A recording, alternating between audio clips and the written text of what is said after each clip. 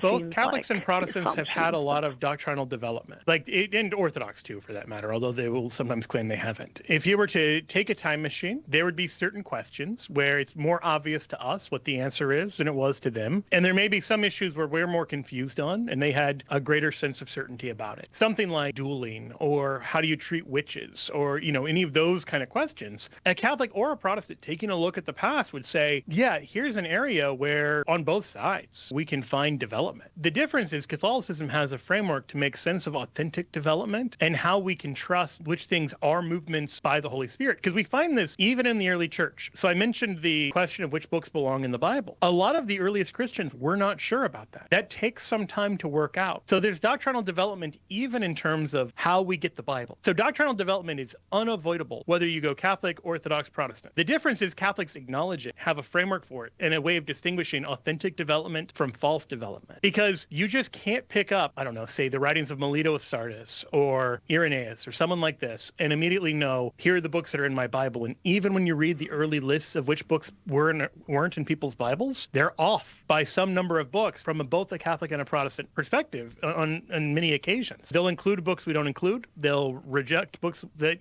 we do include. Doctrinal development is just something we have to grapple with, and it's something that it makes sense of in light of Jesus' promise, which is not that we'll immediately understand everything, but that the Spirit of truth will guide us into all truth. So everything we've been given is once for all in the past. Our understanding of it is still being worked out. The example I always give is like a Sudoku puzzle. You got the 9x9 grid, and it has some starting numbers, and all of the pieces you need to solve the puzzle are already there. But it's going to take you a while to figure out how everything relates to everything else and to actually solve it. Like all of the pieces of the Trinity are given to us in the first century, but it still takes another century to put those pieces together in the doctrine of the Trinity. We didn't get any new revelation. We just realized how the pieces fit together and how they didn't fit together.